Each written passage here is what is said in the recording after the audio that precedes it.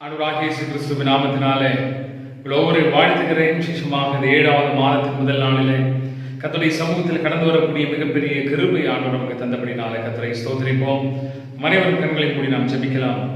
மகா கிருபை இரக்கம் நிறைந்த நல்ல தகப்பனே, நன்றியோடு துதிக்கிறோம், ஸ்தோத்திரிக்கிறோம். உன்னதங்களிலே வாசமாயிருக்கிறவரே உமக்கு நன்றி செலுத்துகிறோம். விசேஷமாக இந்த நாளின் காலை பொழுதுக்காக உமக்கு நன்றி செலுத்துகிறோம். கடந்த 6 மாதங்களும் கர்த்தரை பாதுகாத்து ஆண்டவரே, இந்த கொரோனாவின் நாட்களிலும் கர்த்தருடைய கிருபையின் பிரசன்னத்தினாலே எங்கள் ஜீவனை பாதுகாத்து ஆண்டவரே, இந்த 7வது மாதத்தின் முதல் நாளிலே உடைய சமூகத்தில் கடந்து வரும்படியான கிருபை தந்தீங்களே, அதற்காக உமக்கு கூட நன்றி செலுத்துகிறோம். இந்த நாளில் உடைய கிருபை பிரசன்னங்களோடு கூட இருக்கட்டும். கர்த்தரங்களோடு கூட இடைபடும்படியாக ஜெபிக்கிறோம். இந்த மாதத்தையும் ஆண்டவரை நாங்கள் தைரியமாக எதிர்கொள்ளும்படியாய், இந்த மாதத்தின் எல்லா சூழ்நிலைகளையும் நாங்கள் ஜெயிக்கும்படியாய் கர்த்தர்களுக்கு உதவி செய்யும்படியாக ஜெபிக்கிறோம். இதை ஆண்டவர் பார்க்கிற ஒவ்வொருவர் மேலும் அப்படிப்பட்ட கிருபை தார். இயேசுவின் நாமத்தில் கேட்க நல்ல பிதாவே, ஆமென், ஆமென். தொடர்ந்து தேவ சமூகத்திலே இந்த நாளை ஏற்படுத்தி நாம் ஜெபத்தோடு கூட நாம் கர்த்தருடைய சமூகத்தில் அமர்ந்திருப்போம். கர்த்தர் உங்களை ஆசீர்வதிப்பாராக. ஸ்தோத்திரம். நம் அனைவரும் இணைந்து பொது வாழ்வு தந்தவரே, பொது துவக்கம் தந்தவரே, நன்றி உமக்கு நன்றி. தேவ சமூகத்தில் புகழ்ந்து ஆமென், ஸ்தோத்திரம் அர்ப்பணித்து ஆமென். கர்த்தருடைய சமூகத்தில் தாழ்த்தி ஜெபிக்கலாம். வாழ்வு தந்தவரே, புது துவக்கம் தந்தவரே, புது வாழ்வு தந்தவரே, புது துவக்கம் தந்தவரே, நன்றி உமக்கு நன்றி, முழு மனதுடன் சொல்கிறோம். நன்றி உமக்கு நன்றி, மனநிறைவுடன் சொல்கிறோம். நன்றி உமக்கு நன்றி, முழு மனதுடன் சொல்கிறோம். நன்றி உமக்கு நன்றி, மனநிறைவுடன் சொல்கிறோம். பிள்ளைகளை மறவாமல் மாதம் முழுவதும் போஷித்தீரே. பிள்ளைகளை மறவாமல் மாதம் முழுவதும் போஷித்தீரே. குறைவுகளை கிறிஸ்துவுக்குள் மகிமையில் நிறைவாக்கி நடத்தினீரே.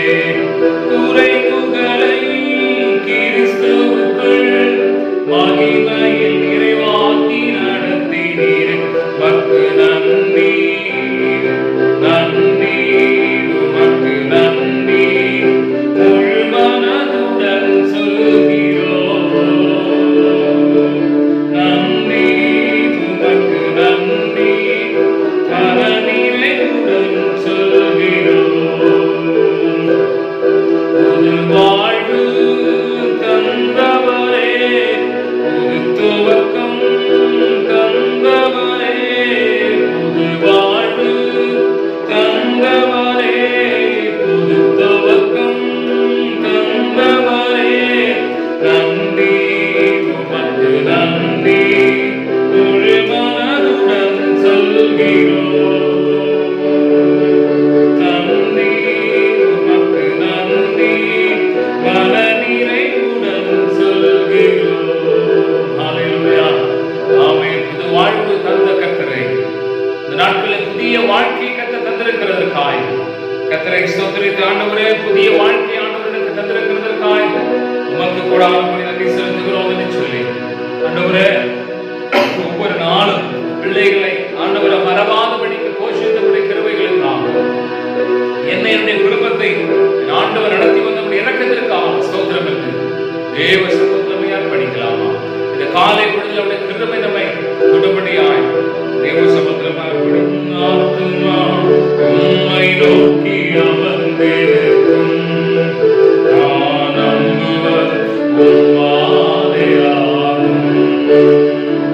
ஆத்துமா உம்மை நோக்கி அமர்ந்திருக்கும். நான் நம்புவது உம்மாலே ஆகும்.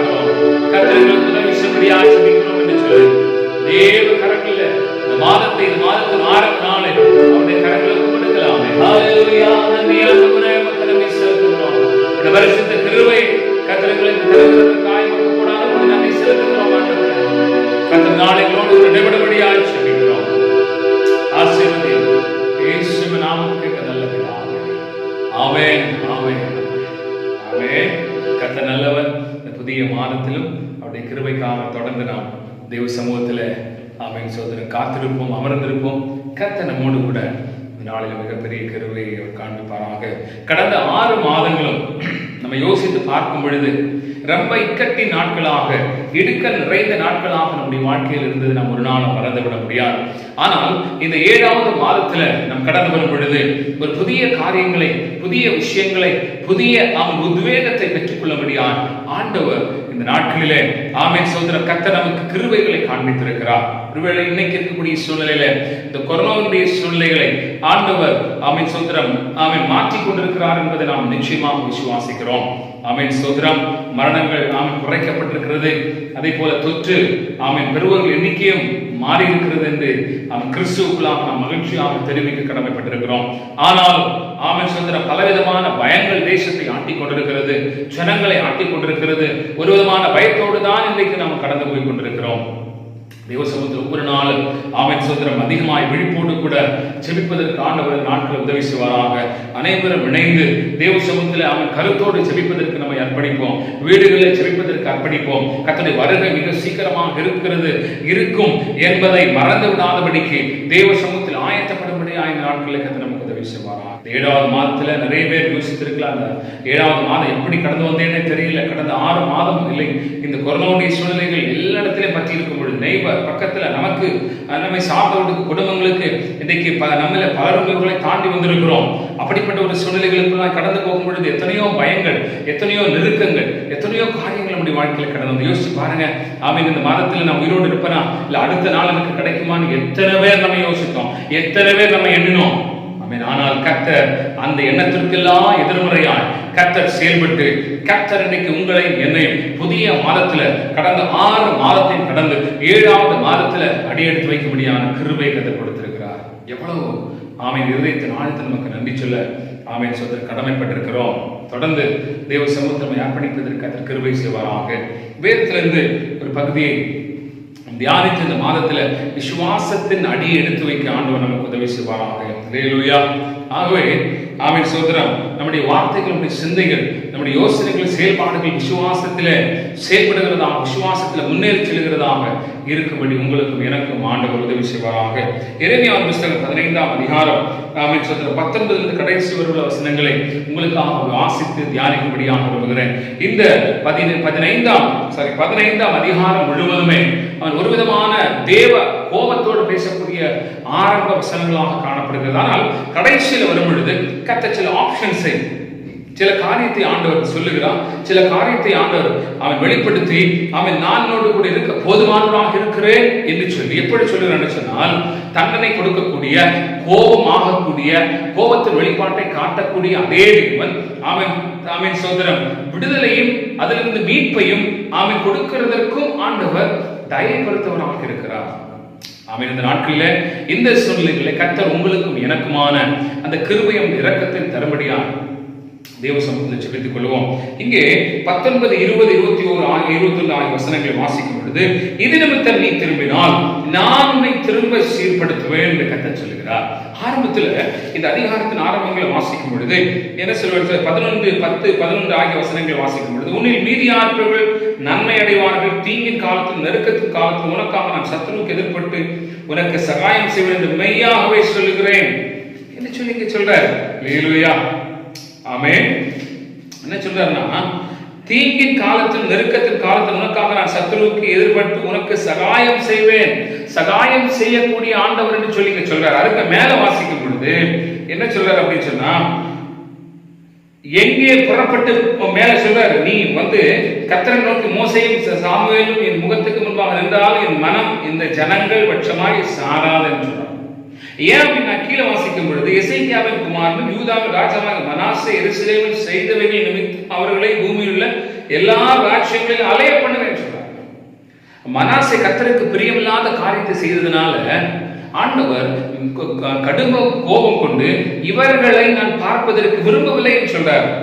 என் மன அவர்கள் பக்கமாய் சாராது, யார் என்னை நோக்கி கூப்பிட்டாலும் அவர்கள் பக்கமாய் நான் சாருவதில்லை என்று சொன்ன கர்த்தர் மனம் சோதரம் மாறுகிற தேவன் அல்ல, ஆனால் மனஸ்தாபப்படுகிற கர்த்தர் என்று சொல்லி வசனத்தில் வாசிக்கிறோமாய். அப்படி சொன்ன ஆண்டவர் கீழே அடுத்த வசனங்களை வாசிக்கும் பொழுது, ஒருவேளை அவன் நெருக்கத்தின் காலத்தில் அவன் நோக்கி கூப்பிடும் பொழுது நான் அவனுக்கு மறு உத்தரவுகளை செய்யக்கூடியவராக இருக்கிறேன், அவனோடு கூட அவன் விடுவிக்கக்கூடியவனாக இருக்கிறேன், சத்துருவுக்கு விரோதமாய் நான் போய் இவனுக்கு சகாயம் செய்யக்கூடியவனாக இருக்கிறேன் சொல்லி கர்த்தர் சொல்றார். அருமையானவர்களே, இன்றைக்கு நம்முடைய பாவங்களும் நம்முடைய அக்கிரமங்களும் தேசத்துடைய அக்கிரமங்களும் இன்றைக்கு இவ்வளவு கொடியதான சூழ்நிலைக்கு தள்ளி இருக்கிறது என்று ஒரு பக்கம் நிச்சயமாக நாம் சொல்ல முடியும்.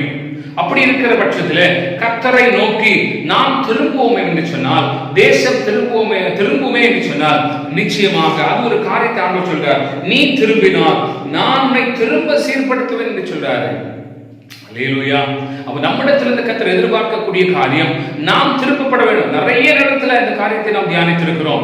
நீ திரும்பினால் நம்ம திருப்பப்படுவோம் என்று சொன்னால் கர்த்தர் நம்மை சீர்படுத்தக்கூடியவராக இருக்கிறார். இந்த புதிய மாதத்துல முதல்ல தேவ சமூகத்தில் ஒப்பு கொடுக்கக்கூடிய விஷயம் என்று சொன்னால், ஆண்டவரே நான் திரும்புவதற்கு ஆயத்தமாக இருக்கிறேன். இன்னைக்கு என்னுடைய குடும்பத்தில் ஏற்பட்டிருக்கிறதான சூழ்நிலைக்கு காரணம் நான் திரும்பாத இருக்கிறதற்கு காரணம். அதனால இந்த புதிய மாதத்துல இந்த 1வது நாளில் ஆண்டவரே உன் பக்கமாக நான் திரும்புவதற்கு விரும்புகிறேன், நீர் மனஸ்தாபப்படுகிற தேவன் என்று சொல்லி நான் அறிந்திருக்கிறேன். ஆகவே இந்த நாளில நான் உடைய சமூகத்தில் திரும்பி நீருடைய வாழ்க்கையில் இந்த மாதத்தில் நாட்களில் செய்யக்கூடிய காரியத்தை பார்க்கும்படியாக விரும்புகிறேன் என்று சொல்லி முதல்ல தேவ சமூகத்தில் நம்ம ஒப்புக் கொடுக்கலாமா?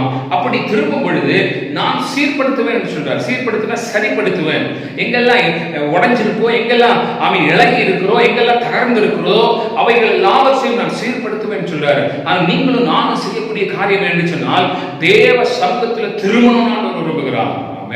இந்த 7வது மாதத்துல சோதரம் நம்ம உடைச்சிருக்கிறதை பத்தி நம்ம கவலைப்படாதபடிக்கு, சோதரம் தகர்ந்திருக்கிறதை பத்தி நம்ம கவலைப்படாதபடிக்கு, இல்லை இழந்திருக்கிற காரியத்தை குறித்து நம்ம கவலைப்படாதபடிக்கு, ஒன்றும் செய்ய இயலவில்லை என்று சொல்லி நம்ம யோசிக்காதபடிக்கு, தேவ சமூகத்தில் நம்மை திருப்பும் பொழுது அவர் மற்ற எல்லாவற்றையும் சீர்படுத்தக்கூடியவனாக இருக்கிறார். அருமையான கர்த்தருடைய பிள்ளைகளே, இன்றைக்கு உங்க குடும்பத்தில் உங்க வாழ்க்கையில சோதரம் இழப்புகள் இல்லைன்னு சொன்னால், உங்க வாழ்க்கையில சோதர போராட்டங்கள், கஷ்டங்கள், பலவீனங்கள், வியாதி கொடுமைகள் வரும் பொழுது நாம் அதை சரிப்படுத்துவதற்கு நிற்காதபடிக்கு நம்மை தேவ சமூகத்தில் திருப்பும் பொழுது நிச்சயமாய் கர்த்தர் எல்லாவற்றையும் சீர்படுத்தக்கூடியவராக இருக்கிறார். நீங்க அதை செய்து பாருங்களேன். இந்த மாதத்தில் உங்களை நம்மை முழுவதுமாய் தேவ சமூகத்தில் அர்ப்பணித்து பார்ப்போமே, தேவனுக்கு பிரியமில்லாத காரியங்களும் திரும்பி பார்ப்போமே, நிச்சயமாய் கர்த்தர் நம்முடையவைகளை, நம்முடைய வாழ்க்கை, நம்முடைய செயல்களை, கிரியைகளை கர்த்தர் சீர்படுத்த போதுமானவராக இருக்கிறார். எங்க ஆண்டுடைய சமூகத்தில் நம்மால் திருப்பப்பட முடியலன்னு யோசிச்சு பாருங்க. எங்க தேவ சமூகத்தில் நம்மால் திரும்ப முடியலன்னு யோசிச்சு பாருங்க. இன்றைக்கு இந்த மாதத்தில் முதல் நாளில் தேவ சமூகத்தில் கொண்டு, ஆண்டவரே நான் என்னை உடைய சமூகத்தில் திருப்பும்படியாக விரும்புகிறேன், நீரினை சீர்படுத்தும். சீர்படுத்தும் என்ன நடக்கும் சொல்றாருன்னா, என் முகத்துக்கு முன்பாக நிலைத்திருப்பாய். சீர்படுத்தும் பொழுது முதல்ல ஆண்டவர் கொடுக்கக்கூடிய ஒரு பெரிய ஆசீர்வாதம் என்று சொன்னால், அவருடைய முகத்திற்கு முன்பாக நிலைத்திருப்போம், நிலைத்திருப்பாய் என்று சொல்லுகிறார். அதனால தேவ சமூகத்தில் முதல்ல திரும்புவதற்கு நம்ம அர்ப்பணிப்போம். திரும்பும் பொழுது நம்முடையவைகளை, நம்முடைய காரியத்தை, குடும்பத்தின் காரியத்தை, இழந்த சூழ்நிலைகளை, நஷ்டப்பட்ட சூழ்நிலைகளை, வேதனையான சூழ்நிலைகளை, இலகி போன சூழ்நிலைகளை, உடைந்த சூழ்நிலைகளை, அதம் பண்ணின சூழ்நிலைகளை ஆண்டவர் சீர்படுத்தும் பொழுது கர்த்தர் சொல்றாரு, என்னுடைய முகத்துக்கு முன்பதாக நீ அழிந்து போக மாட்டாய், நிலைத்திருப்பாய். நிலைத்திருக்க பண்ணுகிற கர்த்தர் இந்த நாட்களிலே உங்களை என்னை ஆண்டவர் நிலைத்திருக்க பண்ண வேண்டும் என்று சொன்னால் நாம் தேவ சமூகத்தை திரும்பும் பொழுது கர்த்தர் நம்மை சீர்படுத்தும் பொழுது தேவ சமூகத்திலே நாம் நிலைத்திருக்க முடியும். அல்லேலூயா. அவருடைய முகத்திற்கு முன்பதாக நிலைத்திருக்க முடியும். ஆகிய அருமையான கர்த்தருடைய பிள்ளைகளே, இந்த 7வது மாதம் அப்படிப்பட்ட ஆசீர்வாதத்தின் மாதமாக, நம்மை திருப்புகிற மாதமாய், கர்த்தர் நம்மை சீர்படுத்துகிற மாதமாய், தேவ முகத்திற்கு முன்பதாக நிலைப்படுத்துகிற மாதமாய் இந்த மாதத்தை கர்த்தர் நமக்கு தருவாராக.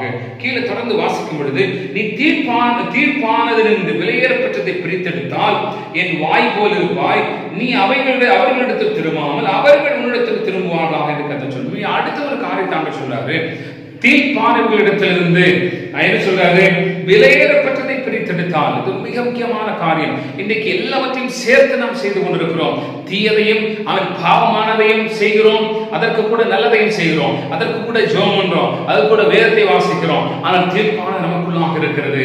அவன் கர்த்தருக்கு பிரியமில்லாத காரியம் நமக்குள்ளாக இருக்கிறது. கர்த்தருக்கு பிரியமில்லாத செயல்பாடுகள் நமக்குள்ளாக இருந்து ரெண்டையும் சேர்த்து பண்றோம். ஆண்டவர் சொல்றாரு, ரெண்டும் சேர்த்து பண்ணாங்க என்ன இல்ல பிரயோஜனம் இல்ல மகனே, நீ தீர்ப்பானதிலிருந்து விலையேறப்பட்டதை பிரிச்செடு. அவன் கர்த்தருக்கு பிரியமானது பிரிச்செடு, கர்த்தருக்கு உகந்த பிரித்தெடு, கர்த்தருக்கு உகந்த குணங்களை பிரித்தெடு, கர்த்தருக்கு உகந்த காரியங்களை பிரித்தெடு. இரண்டையும் சேர்த்து செய்யணும்னு நினைக்காத, தீமையும் கர்த்தருக்கு பிரியமில்லாத கர்த்தருக்கு பிரியமானதையும் செய்யணும்னு நினைக்காத, கர்த்தருக்கு பிரியமானதை மாத்திரம் செய்வதற்கு நீ உன்னை ஒப்புக்கொடு, அப்பொழுது நீ வாய் போல் இருப்பாய் என்று கர்த்தர் சொல்லுகிறார். நான் நினைக்கிறத நீ சொல்லக்கூடியவனாய் இருப்பாய், என்னுடைய இருதயம் போல் இருப்பாய் என்று ஆண்டவர் சொல்லுகிறார். அல்லேலூயா. இன்னைக்கு நிறைய குடும்பங்கள்ல, நிறைய கிறிஸ்துவ வாழ்க்கையில இன்னைக்கு செய்யக்கூடிய காரியம், தீமை இருக்கும், கர்த்தருக்கு பிரியமானது இருக்கும். அல்லேலூயா. கெட்ட வார்த்தை பேசுவோம், வசனம் பேசுவோம். ஆமென். அல்லேலூயா. இவைகள் எல்லாம் இன்னைக்கு சேர்ந்து இருக்கிறது. இதனால ஆண்டவர் சொல்றாரு, ரெண்டும் சேர்ந்த அந்த வாழ்க்கை வேண்டாம். நீ வெளியேறப்பட்ட அந்த காரியத்தை உன்னிடத்திலிருந்து, தீர்ப்பானதிலிருந்து, அசுத்தமானதிலிருந்து பிரித்தெடு, நான் உன்னை கவனித்துக் கொள்கிறேன் என்று சொல்றாரு. அவர் சொல்றாரு, அப்போ நீ அவர்களிடத்தில் திரும்பாமல் அவர்கள் உன்னிடத்திற்கு திரும்புவார்கள். நீ யார்கிட்ட போய் நிக்க வேண்டாம், அவங்க உன்னிடத்துல வருவாங்க. நீ யார்கிட்ட போய் கை நீட்டி நிக்க வேண்டாம், அவங்க உன்னிடத்துல வருவாங்க. உன்னிடத்தில் இருக்கக்கூடிய தீர்ப்பானவைகளை களைந்து போடு, விலையேறப்பட்டதை பிரித்தெடு கர்த்தருக்காய் என்று கர்த்தர் சொல்லுகிறார்.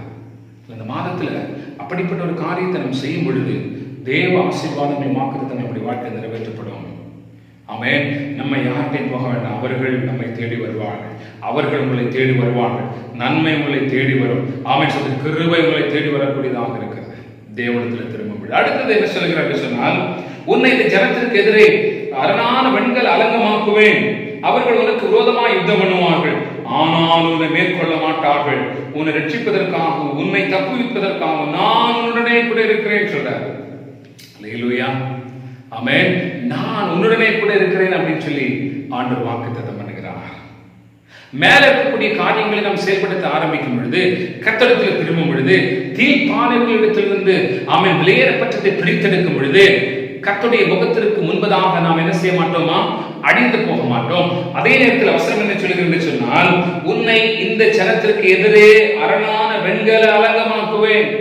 இந்த ஜனத்திற்கு விரோதமாய் அரணான வெண்கல அலங்கமாக்குவேன். எது உன்னை சேதப்படுத்தாதபடிக்கு, எந்த சத்ரு உன்னை சேதப்படுத்தாதபடிக்கு ஒரு தடுப்பாக, கோட்டையாக உன்னை மாற்றுவேன் என்று சொல்லுகிறார். அவங்களோட போரிட விடுவாங்க, ஆனால் ஜெயிக்க முடியாது. ஏன்னா நீ ஆல்ரெடி அமைச்சர் வெண்கல அலங்கமாக மாற்றப்பட்டிருக்கிறாய். உனக்கு விரோதமாய் வருவார்கள், ஆனால் உன்னை ஜெயிக்க முடியாது. ஏன்னா நான் உடனே கூட இருக்கிறேன் சொல்றார். பிசாசு, சத்துரு, ஜனங்கள், விரோதிகள், சத்துருக்கள், ஆமென், எந்த காரியம் உனக்கு விரோதமாய் வந்தாலும் அது உன்னை மேற்கொள்ளாது. ஆனா வருவாங்க, ஆமென் சொல்ற யுத்தம் பண்ணுவாங்க, யுத்தம் நடக்கும், பிசாசுடைய யுத்தம் நடக்கும், ஆமென், அவிசுவாசத்துடைய யுத்தம் உனக்கு உண்மைதாக நடக்கும், துன்மார்க்கம் உனக்கு உண்மைதாக யுத்தம் பண்ணுவார்கள், ஆனா மேற்கொள்ள மாட்டார்கள். ஏனென்று சொன்னால், நான் ஆல்ரெடி நீ இவைகளெல்லாம் தடுப்பதற்கு ஏதுவான வெண்கல அலங்கமாக உன்னை மாற்றி இருக்கிறேன். அது மாத்திரமல்ல, நான் உன்னை தப்பிப்பதற்கு உன்னோடு கூட இருக்கிறேன்னு நான் சொன்னார். இந்த மாதத்துல ஆனால் உன்னை மேற்கொள்ள மாட்டார்கள், உன்னை ரட்சிப்பதற்காகவும் உன்னை தப்புவிப்பதற்காகவும் நான் உன்னுடனே இருக்கிறேன் என்று கர்த்தர் சொல்கிறார். அந்த மாதத்துல இவைகள் எல்லாவற்றிலிருந்து நம்மை தப்புவிப்பதற்காக கர்த்தர் நம்மோடு கூட இருக்கிறார். கர்த்தர் உங்களோடு கூட இருக்கிறார். உங்களுடைய இருதயத்தை தட்டி, உங்களுடைய ஆமென் சொல்ற இருதயத்தை தொட்டு, ஆண்டவர் என்னோடு கூட இருக்கிறார். எனக்கு விரோதமாய் எத்தனை பெரிய சத்துரு எழுப்பினால், எத்தனை பெரிய எதிர்ப்புகள் எழுப்பினால், எத்தனை பெரிய பிசாசின் கிரியைகள் எழுப்பினாலும், பிரச்சனைகள் எழுப்பினாலும், ஆமென் சோதனைகள் எழுப்பினாலும், வேதனைகள் எழுப்பினாலும், கர்த்தர் என்னை ஆமென் சொல்ற வெண்கல அலங்கமாக மாற்றி இருக்கிறார். ஒருவேளை பிசாசு எனக்கு விரோதமாய் யுத்தம் பண்ணலாம், ஜனங்கள் எனக்கு விரோதமாய் யுத்தம் பண்ணலாம், எனக்கு விரோதமாய் யுத்தம் பண்ணலாம், என்னுடைய தெரிந்தவர்கள் எனக்கு விரோதமாய் மறைமுகமாய் யுத்தம் பண்ணலாம். ஆனால் அவர்கள் யுத்தம் பண்ணுவார்கள், ஆனால் மேற்கொள்ள மாட்டார்கள். அப்படின்னு சொன்னால் யுத்தத்தை சந்தித்தாக வேண்டும், ஆனால் ஜெயிக்க போறது நம்ம. ஆமென்.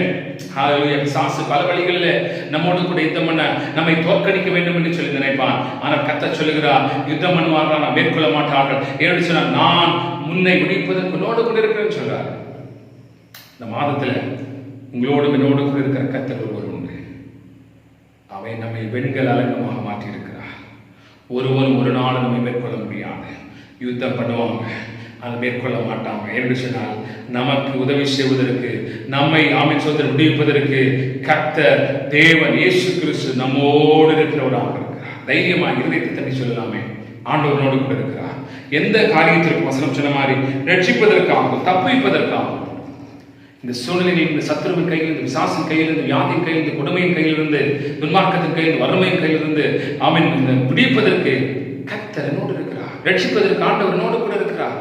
கொஞ்ச நேரம் இல்லை, என்னுடைய வாழ்க்கை முழுவதும் அவனோடு கூட இருக்கிறார். பரலோகம் வரைக்கும் அவனோடு கூட இருக்கிறார். அதற்காக நான் அவரை துதிக்கிறேன்.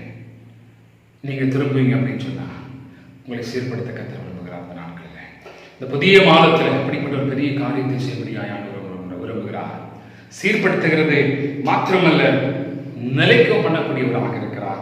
அதே போல வசனம் சொல்லுகிறது, நம்ம தீயவைகளிலிருந்து நன்மையை பிரித்தெடுத்தால், வெளியேறப்பட்டதை பிரித்தெடுத்தால் உன்னை என்ன செய்வன் சொல்றாரு, உன்னிடத்திற்கு ஜனங்களை திரும்பி வர பண்ணுவேன்.